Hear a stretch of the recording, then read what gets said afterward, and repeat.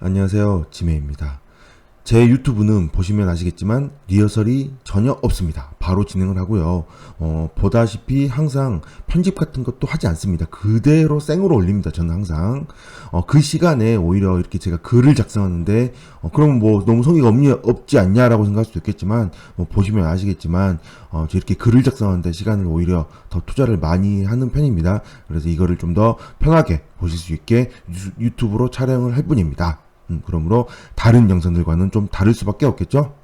오늘 할 내용은 경매 물건 분석 주거 게시판에 있는 전세권의 자동 연장 기간은 어떻게 될까라는 글에 대해서 보도록 하겠습니다. 뭐 무시적 갱신이라고도 하죠. 속초에 나와 있는 아파트입니다. 자, 내용을 보겠습니다.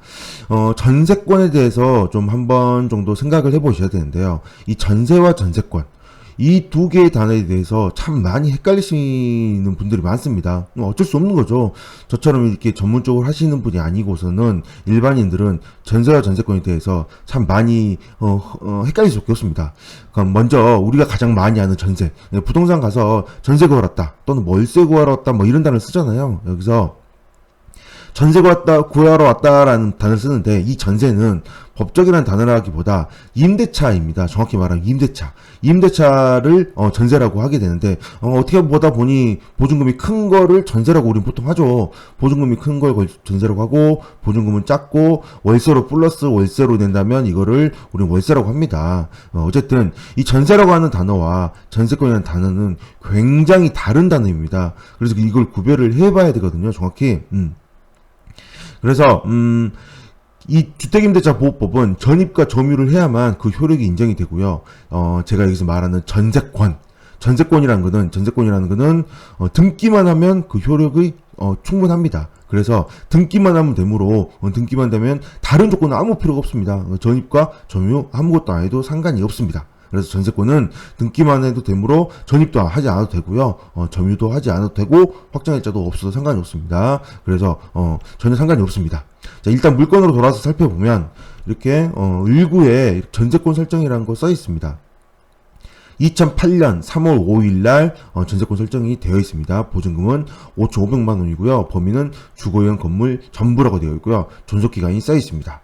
자, 전세권 설정한 이유가 뭐 여러 가지 이유가 있을 수도 있겠지만 이렇게 한국공항공사 이렇게 회사의 경우에는 사람이 아니기 때문에 전입신고를 한다고 하더라도 주택임대차보호법을 적용을 받지 못합니다.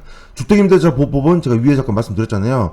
주택임대차보호법은 여기 위에서 전입과 점유를 해야만 그 효력을 인정을 받을 수 있는 그 임대차인 거죠. 임대차라고 말하면 아까 얘기한 전세입니다. 전세. 근데 여기서는 전세권입니다. 전세권 설정을 했기 때문에 이 전세권은 등기가 이렇게 되어야만 그 효력을 발휘합니다.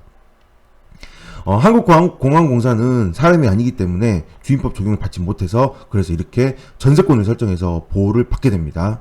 전세권 설정 일자는 2008년 3월 5일입니다. 자, 매각물건 명세서를 살펴보시면 이렇게 내용이 나와 있습니다. 최선수의 설정 일자는 근저당에 나와 있고요. 이렇게 등기사항 정문 증명서에 의해서 주거 전세권자가 나와 있고요. 주거 전세권자에 대한 뭐 전입이나 확정일자 이런 내용들은 다 미장애로 표시가 되어 있습니다. 그리고 밑에 등기된 부동산에 관한 처분으로 매각 허가에 의하여 그 효력이 소멸하지 아니한 것 이래 전세권 설정 등기를 말소되지 않고 매수인에게 인수됨이라고 이렇게 정확히 써놨습니다. 비고란에까지 한 번 더 정확히 써놨겠죠. 자, 이렇게 왜 인수되는지를 살펴보셔야 되는데요. 그거에 대해서는 제가 밑에 써놨는데 여기 있습니다. 전세권이 말소 기준 권리가 되는 경우가 있고 말소 기준 권리가 되지 않는 경우가 있는데요. 이 물건에 있어서 좀 살펴보면 먼저 조건은 전세권은 최선순위 전세권일 것이어야 됩니다. 즉 등기부상에 나와 있는 모든 권리들 중에 가장 먼저 설정이 되어 있어야 된다는 거죠. 자, 위에 보시면 근저당이 2011년 5월 18일에 되어 있죠. 그런데 전세권은 2008년입니다. 최선순위 설정 일자를 이렇게 근저당으로 보고 있기 때문에 이거보다 더 빠른 전세권이 있죠. 그러므로 이 물건은 최선순위가 맞습니다. 두 번째, 전체에 대한 전세권입니다. 자, 보시면 여기 보면 범위가 주거용 건물 전부라고 표시되어 있죠. 그래서 전체에 대한 전세권이 맞고요. 그 다음에 경매 신청을 했거나 배당 요구를 할 것 해야 됩니다. 이 물건은 경매 신청은 다른 사람이 했고요. 배당 요구 보다시피 안 했습니다. 그러므로 이 물건에 있어서 전세권은 말소기준 권리가 되지 않고 말소기준 권리는 2011년 근저당이 됩니다. 그러므로 말소기준 권리가 되지 않았으므로 어떻게 되나요? 배당 요구 안 했잖아요. 배당 요구 안 했으므로 당연히 낙찰자는 이 전세권에 대해서는 전부 인수를 하게 됩니다. 5,500만원 전세권에 대해서는 전액 인수를 해야 됩니다. 그래서 법원에서는 이렇게 강력하게 두 군데서 이렇게 아주 이거 꼭 인수니까 조심해 라고 표시를 해주는 거죠. 그럼에도 불구하고 도대체 무슨 이유인지 모릅니다. 이렇게 입찰자가 두 명이나 나타났습니다. 자, 이런 거 보면 그런 생각도 듭니다. 두 명이잖아요. 두 번째 입찰한 사람 얼마인지 나와 있지 않는데 이 두 번째 입찰한 사람은 진짜 로또 된 거나 다름없습니다. 솔직히 말해서 물론 뭐 보증금이 8천 보증금이 얼마죠? 입찰할 때 최저가의 10%니까 6,440만 원이니까 644만 원이죠. 이 1등도 644만 원을 냈을 것이고 2등도 644만 원을 냈을 겁니다. 그런데 1등이 있음으로 인해서 2등은 보증금을 몰수당하지 않고 돌려받았겠죠. 폐찰했으니까. 1등은 뭐예요? 낙찰 받았지만 644만 원에 대해서는 당연히 이렇게 대급 미납을 하면서 보증금을 몰수당했습니다. 이렇게 정확히 날짜를 써놓은데도 이렇게 인수상이라고 써놓은데도 왜 이렇게 입찰을 하는지 정말 모르겠습니다. 이게 경매 물건 즉 적지 않은 부동산을 사는데 너무 좀 그런 게 아닐까 싶은 생각을 합니다. 어쨌든 자, 이 물건은요, 낙찰받고 나면 존속기간에 등기부에 써 있었잖아요. 2008년 1월 30일부터 2010년 1월 29일까지. 그리고 시간이 지났으므로 당연히 자동 연장이 되었겠죠. 그러면 이때부터 계산한다면 2008년부터 2010년부터 12, 14, 16, 18년 1월 29일까지 이렇게 자동 연장이 되었다고 생각할 수 있는데요. 여기서 또 전세권은 주택임대차보호법의 전세와 다릅니다.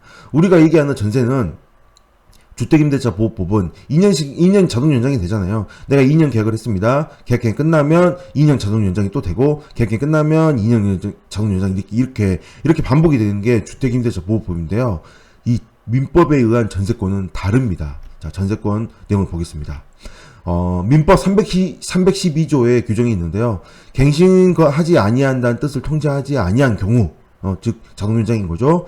전 전세권과 동일한 조건으로 다시 전세권을 설정을 본다. 이 경우 전세권의 존속기한은 그 정함이 없는 거라고 했습니다. 위에서 얘기한 주임법에 의한 2년이 아니라 정함이 없다라고 되는 거죠. 그럼 정함이 없으면 그냥 한없이 계속 살면 되나요? 그건 아니고요. 밑에 보면 전세권은 소멸통보라고 313조에 규정이 되어 있습니다. 존속기간을 약정하지 아니한 때 바로 이때 정함이 없는 거 이거죠. 이거 각 당사자는 언제든지 상대방에게 대하여 전세권을 소멸통보할 수 있고 상대방이 이 통보를 받은 날부터 6개월이 경과하면 전세권을 소멸한다라고 되어 있습니다. 자, 이게 다른 거죠. 자, 주택임대차보호법은요 2년이 있고 자동연장 2년이 되어 있으면 이때는 2년의 의무가 부과가 되기 때문에 임대인은 해지를 할 수가 없습니다. 그런데 임차인은 해지를 할 수 있다는 규정이 또 있긴 한데 이거는 주임법 얘기를 할 때 그때 다시 하고요. 이 전세권에 있어서는 보다시피 각 당사자라고 언급이 있습니다. 각 당사자, 즉 전세권 설정자가 각 당사자가 언제든지 상대방에게 통보를 할 수 있다는 거죠. 그러므로 이 물건은 전세권 인수사항인 물건이므로 낙찰을 받으면 이 물건 5,500만 원 인수사항이거든요. 낙찰을 받으면 자동 연장 기간을 기다리지 않고 낙찰받고 잔금 납부하면 바로 소유주가 되잖아요. 소유자가 되면 바로 뭐래요? 잔금 납부한 것 동시에 전세권자에게 소멸 통보를 하게 되면 6개월 후에 계약이 종료가 된다는 겁니다. 물론 계약이 종료됐다고 해서 5,500만 원이 날아가는 건 아닙니다. 당연히 5,500만 원 주면서 나가셔야 된다라고 얘기를 해야 이 전세권이 소멸이 되는 거죠. 이처럼 민법과 주택임대차보호법은 완전히 다른 길을 가고 있으므로 전세권에 있어서 이렇게 인수사항이 된다라면 인수하고 나면 언제든지 각 당사자에게 언제든지 소멸 통보할 수 있고요. 꼭 경매가 아니더라도 전세권이 자동 연장이 되었다 하더라도 존속기간이 없으므로 필요할 때 이렇게 각 당사자 그건 언제든지 소멸 통보하면 6개월 후에 소멸이 됩니다. 네, 오늘 여기까지 하겠습니다. 감사합니다.